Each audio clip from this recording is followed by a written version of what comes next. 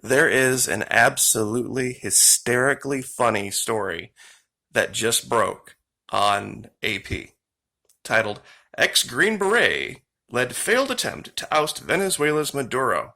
Now, this is from about a year ago.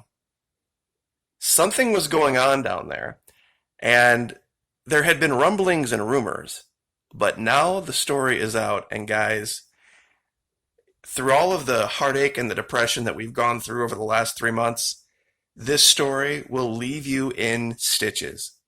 This guy on the right is probably the most epic failure, maybe of the 20th century. No lie. Absolutely no lie. That's how funny and bad this was, this giant comedy of errors. Now, without any further delay, let's go right to the story. It's a bit long. I'm going to try to break it down for you, what happened. It's a little bit convoluted, but basically a whole bunch of wannabes, former military, actually our own ex-special forces, went down there and absolutely made fools of themselves. So here we go. AP, 2 hours ago. Ex-Green Beret led failed attempt to oust Venezuela's Maduro.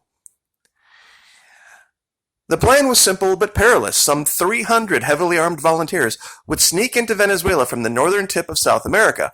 Along the way, they would raid military bases in the socialist country and ignite a popular rebellion that would end in President Nicolas Maduro's arrest.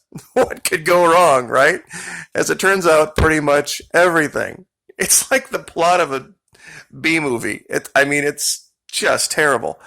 The ringleader of the plot is now jailed in the U.S. on narcotics charges so that he doesn't speak to anyone about what really happened. Authorities in the U.S. and Colombia are asking questions about the role of his muscular American advisor, a former Green Beret, and dozens of desperate combatants who flocked to secret training camps in Colombia said they have been left to fend for themselves amid the coronavirus pandemic. The failed attempt to start an uprising collapsed under the collective weight of skimpy planning, feuding amongst opposition politicians, and a poorly trained force that stood little chance of beating the Venezuelan military. Hold on, back the truck up. Who remembers angry cops? Remember, the Venezuelan military, they're a bunch of sad sacks. They couldn't fight their way out of a wet paper bag. They didn't know how to put on their face paint. Apparently, that's not the case compared to this force. And if you think this force wasn't financed by the U.S., wait till you read the rest of this article. Quote, "You're not going to take out Maduro with 300 hungry, untrained men," said Ephraim Matos, a former U.S. Navy SEAL who trained some of the would-be combatants in first aid. This bizarre, untold story of a call to arms that crashed before it launched is drawn from interviews with more than 30 Maduro opponents and aspiring freedom fighters who were directly involved in or familiar with its planning. Most spoke on condition of anonymity, fearing retaliation. When hints of the conspiracy surfaced last month, the Maduro-controlled state media portrayed it as an invasion ginned up by the CIA like the Cuban Bay of Pigs fiasco of '61. He's absolutely right here. An AP investigation found no evidence of U.S. government involvement, but literally in the article they show it, in the plot. Nevertheless, interviews revealed that leaders of Venezuela's U.S.-backed opposition knew of the covert force, even if they dismissed its prospects. Planning for the incursion began after an April 30, 2019, now that's last year, barracks revolt by a cadre of soldiers who swore loyalty to Maduro's would-be replacement Juan Guaido, the opposition leader recognized by the U.S. and some 60 other nations as Venezuela's rightful leader. Now, this is the guy, oh, by the way, this is the Green Beret, this guy right here, who led this absolute Keystone Cops disaster. He has a business called Silver Corp. He had the genius idea for the bargain price of $8.99 a head to put Spec Ops in high schools all across this country to avoid school shootings.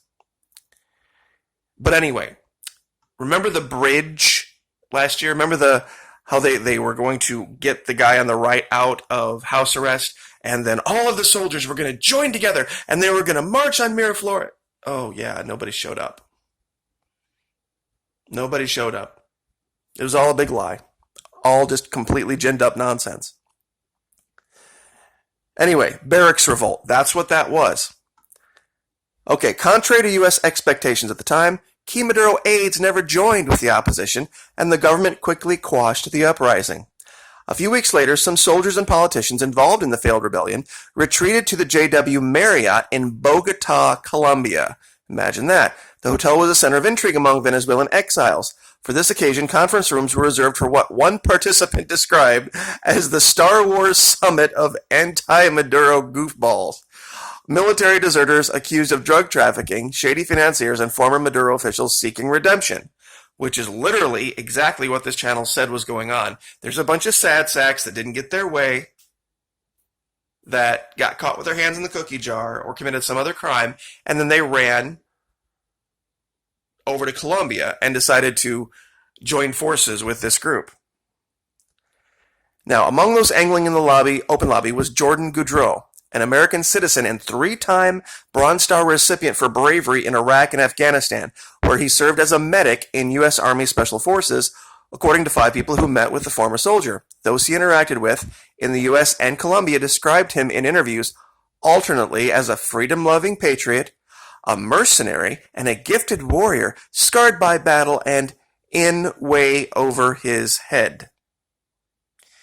2 former Special Forces colleagues said Goudreau was always at the top of his class, a cell leader with a superb intellect for handling sources, an amazing shot, and a devoted mixed martial arts fighter who still cut his hair high and tight. Wait a minute. So, hold on.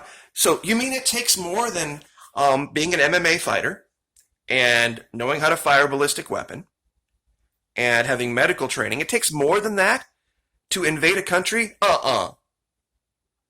He's even got a good tan. I mean, clearly, that's all you need. You need, 500 guys just like him, and they would have done it. This is the silliness about that angry cops idiot who has no clue whatsoever how the military works, even though he pretends to be a drill sergeant. Anyway. Oh, but that's right. At the end of an otherwise distinguished military career, the Canadian-born Goudreau was investigated in 2013 for allegedly defrauding the Army of $62,000 in housing stipends. Given that he had 3 Bronze Stars, they looked the other way. After retiring in 2016, he worked as a private security contractor in Puerto Rico. Following Hurricane Maria in 2018, he set up Silvercorp USA, a private security firm near his home on Florida's Space Coast, which is a hop, skip, and a jump from here, by the way, to embed counter-terror agents in schools disguised as teachers. The teachers that never taught a class. Yeah, I wonder how long that secret would have lasted. The company's website featured photos and videos of Goudreau firing machine guns in battle, running shirtless up a pyramid, flying on a private jet, and sporting a military backpack with a rolled-up American flag. I don't see how he failed, guys. I don't. I mean, he has all of the prerequisites. Anyway, I know this is kind of long and drawn out, but just stick with me. It gets better. Silvercorp's website touts operations in more than 50 countries with an advisory team made up of former diplomats, experienced military strategists, and heads of multinational corporations, none of them named. It claims to have led international security teams for the President of the United States. Goudreau, 43, declined to be interviewed. In a written statement, he said that, quote, Silvercorp cannot disclose the identities of its networks of sources, assets, and advisors due to the nature of work, and more generally, would never confirm nor deny any activities in any operational realm. No inference should be drawn from this response. Here's where the funny part starts. Okay, controlling chaos. Goudreau's focus on Venezuela started in February 2019, when he worked security at a concert in support of Guaido organized by British billionaire Richard Branson on the Venezuelan-Colombian border.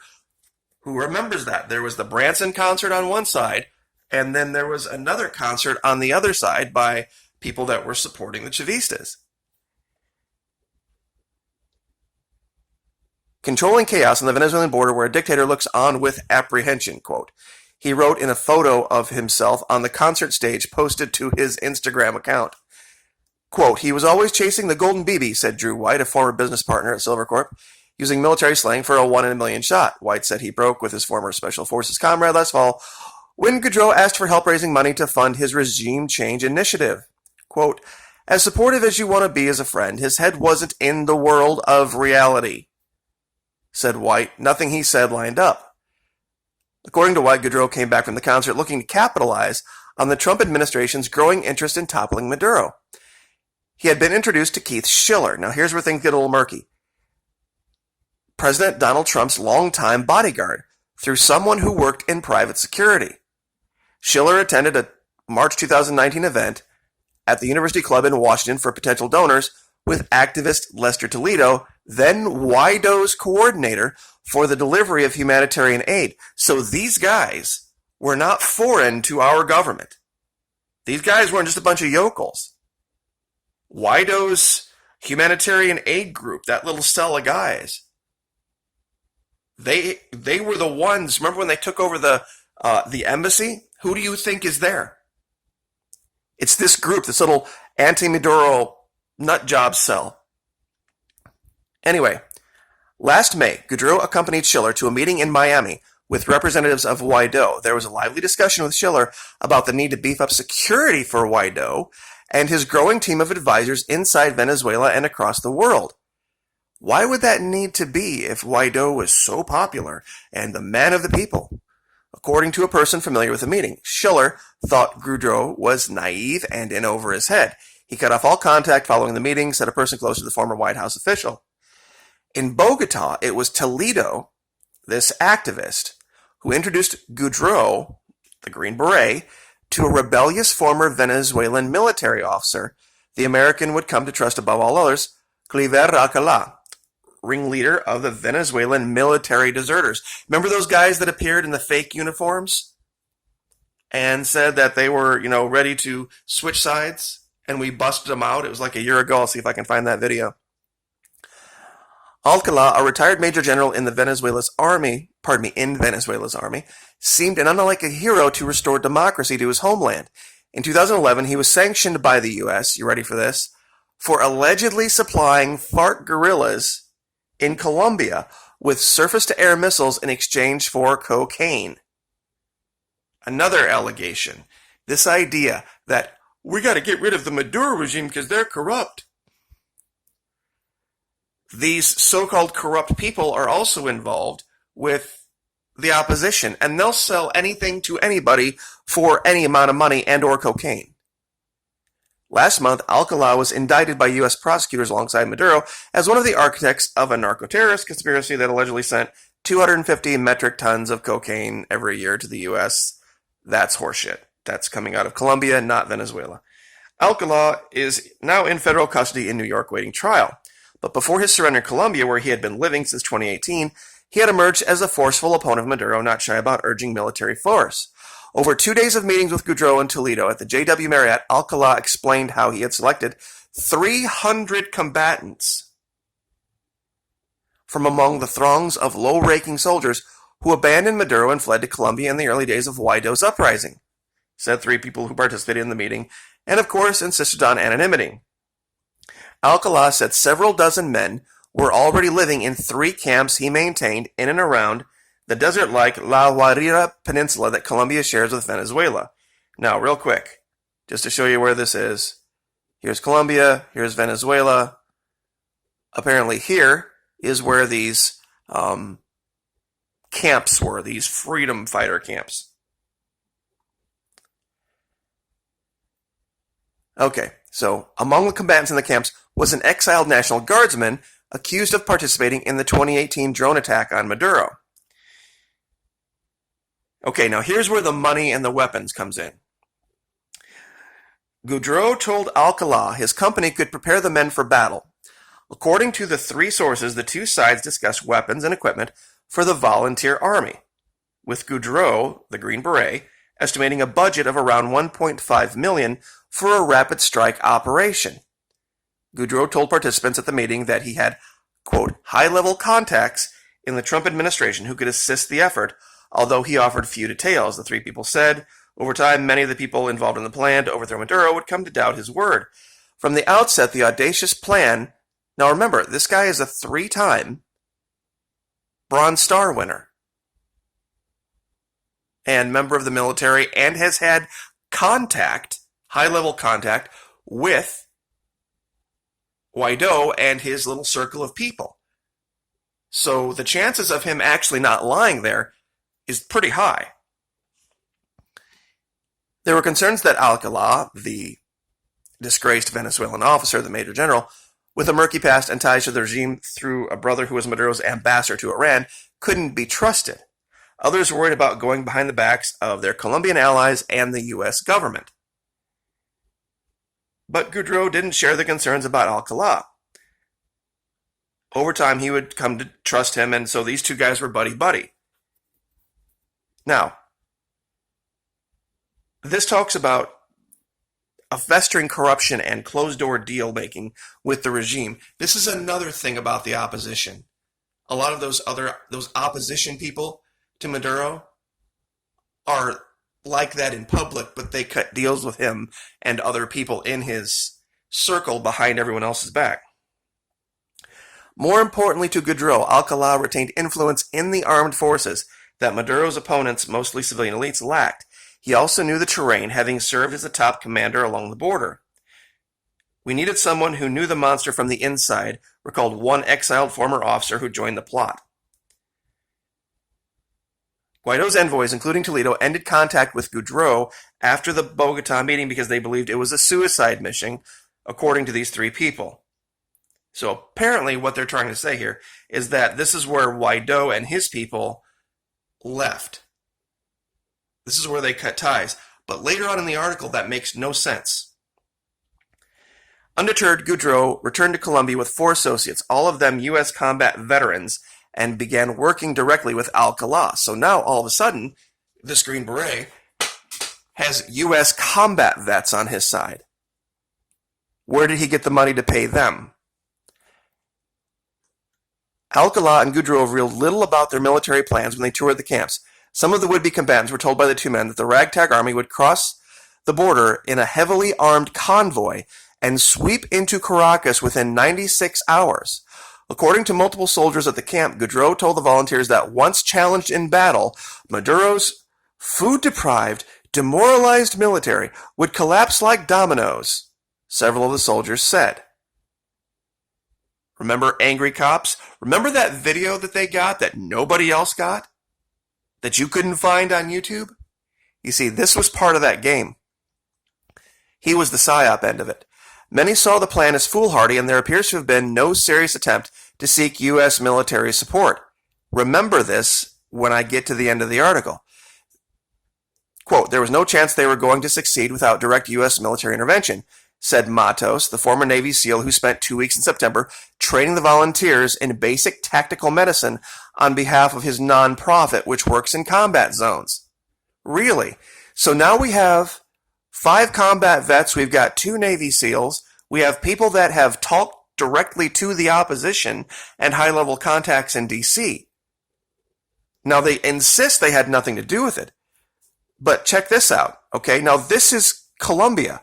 Matos said he was surprised by the barren conditions. There was no running water, and men were sleeping on the floors, skipping meals and training with sawed-off broomsticks in place of assault rifles. 5 Belgian shepherds, trained to sniff out explosives, were as poorly fed as their handlers and had to be given away. Matos said he grew wary as the men recalled how Goudreau had boasted to them of having protected Trump and told them he was readying a shipment of weapons and arranging aerial support for an eventual assault of Maduro's compound.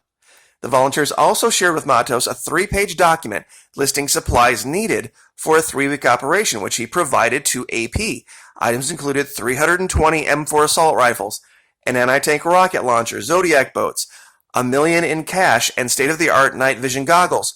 Who remembers the Zodiac boats that were on the cruise ship that got rammed by the Venezuelan patrol boat that sunk?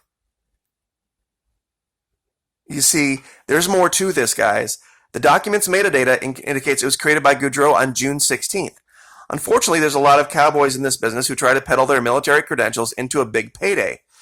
AP found no indications U.S. officials sponsored Goudreau's actions, nor that Trump has authorized covert operations against Maduro, something that requires congressional notification. But Colombian authorities were aware of his movements, as were prominent opposition politicians in Venezuela and exiles in Bogota. So this was no secret. some of whom shared their findings with U.S. officials, according to two people familiar with blah, blah, blah, blah.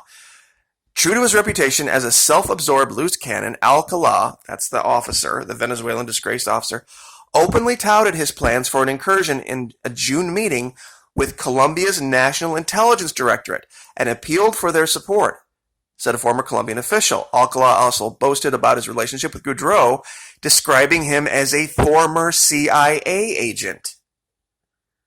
When the Colombians checked with their CIA counterparts in Bogota, they were told that the former Green Beret was never an agent. Alcalá was then told by his hosts to stop talking about an invasion or face expulsion. Now, what that means is that they were on board for this and they didn't want this to get out.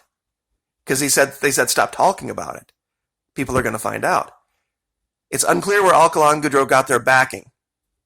You see, this is what they're trying to make you believe here, is that they got this backing, and they did get a whole bunch of money and weapons from some unknown source. And whatever money was collected for their initiative appears to be... Let me see if I can speak English. It's unclear where Alcalá and Goudreau got their backing, and whatever money was collected for the initiative appears to have been meager. One person who allegedly promised support was Rowan Kraft, an eccentric descendant of the cheese-making family who, along with former Trump bodyguard Schiller, was among those meeting with opposition envoys in Miami and Washington. At some point, Kraft started raising money among his own circle of fellow trust fund friends for what he described as a private coup to be carried out by Silvercorp. Kraft allegedly lured prospective donors with the promise of preferential access to negotiate deals in the energy and mining sectors with an eventual Guaido government. Wait a minute, I thought he was already president, said one of the businessmen. He provided AP a 2-page unsigned draft memorandum for a 6-figure commitment he said was sent by Kraft in October, in which he represents himself as the prime contractor of Venezuela. So they were selling influence. Nothing corrupt about that, is there? You give us money to overthrow this government, and then we'll give you payola on the other side. In a phone interview with AP, Kraft acknowledged a meeting with Goudreau 3 times. The Green Beret, the crazy one, in over his head. This guy met with him 3 times. But he said the two never did any business together and only discussed the delivery of humanitarian aid for Venezuela. He said Goudreau broke off all communications with him on October 15 when it seemed he was intent on a military action. Quote, I never gave him any money. Remember this too. I know we're 22 minutes in. Now, check this out. Here is the smoking gun, literally and figuratively. Back in Colombia, more recruits were arriving to the 3 camps, even if the promised money didn't. Goudreau tried to bring a semblance of order. Uniforms were provided, daily exercise routines intensified, and Silvercorp instructed the would-be warriors in CQB, close quarters combat. Goudreau is, quote, more of a Venezuelan patriot than many Venezuelans, said a lawmaker from western Zulia state, and one of the few politicians to openly embrace the idea of this coup. Aleman said in an interview that neither the U.S. nor the Colombian governments were involved in the plot to overthrow Maduro. Bullshit. He claims he tried to speak several times to Guaido about the plan, but said the opposition leader showed little interest. Quote, lots of people knew about it, but they didn't support us, he said. Quote, they were too afraid. The plot quickly crumbled in early March when one of the volunteer combatants was arrested after sneaking across the border into Venezuela from Colombia. Now, explain this next paragraph.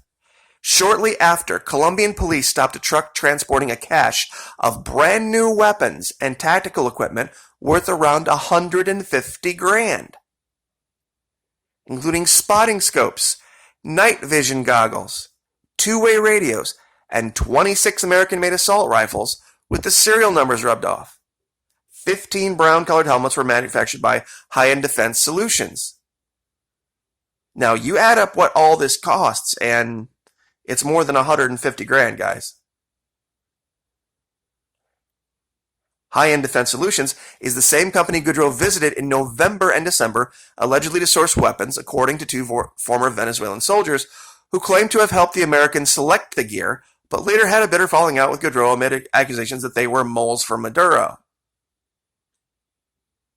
Now, Alcala, the disgraced Venezuelan that's in U.S. custody right now, claimed ownership of the weapons shortly before surrendering to face the U.S. drug charges.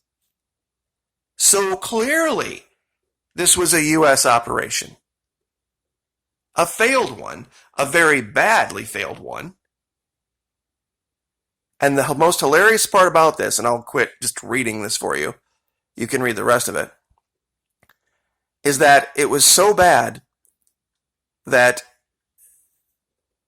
the socialist leadership in Miraflores, Diosdado Cabello, said that they had to pay for some of the meetings. They had infiltrated this plot, and Maduro was financing this attempted overthrow. That they had to pay for some of the meetings. That's how badly this was done. I mean, this is just absolutely, failing it. I'm almost at a loss for words as to how badly this was done. If this article doesn't convince you that something very, very, very different is going on in Venezuela than what they are telling you, these stories about how corrupt Maduro is and all of the starvation and all the suffering and all this kind of thing. And almost all Venezuelans want Maduro gone, but, gosh, they're just so afraid of him. It's bullshit. It is all just Barbra Streisand. And this is how dumb they think you are. That you would actually buy this story, that it was just a bunch of ragtag guys that had no connections to DC, and Guaido had nothing to do with it. And horse crap. They're just finding a way now to get their fingerprints off of it. The one guy who could confirm all of this was a DC plot. They have in custody.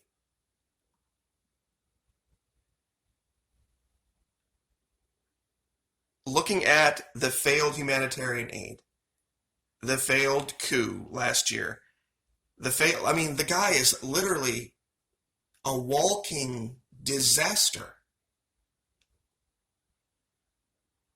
I've called this the greatest geopolitical miscalculation in DC's history. I stand by it. I absolutely stand by it. This was, Keystone Cops. This guy was the face of the starving Venezuelans. This is who they led with. This is Juan Requesens, the starving Venezuelan. Notice anything weird about the starving Venezuelan activist, opposition activist? That's tomorrow's video. But yeah, Invasion Venezuela. Unbelievable. Absolutely unbelievable that they hire this guy. He gets other guys involved. They give him a big payday. They give him probably anywhere from $250,000 to $500,000 to get stuff, to train guys. And this is, they got defeated by the police. They didn't even have a chance to go up against an actual military. They got defeated by the police. So, just saying, next time somebody wants to make a joke about military intelligence, about learning what you're up against, learning about your enemy, learning about the lay of the land, and keeping operational security, which is the role of military intelligence, you might want to listen. Because you can have as many big guns as you want and all the training and all the ribbons and all that cool stuff. And if you don't have good intelligence and good intelligence operations, you are toast. This was a joke. This is just Terrible. But anyway, I'll let you read it for yourself, guys. Like, share, subscribe.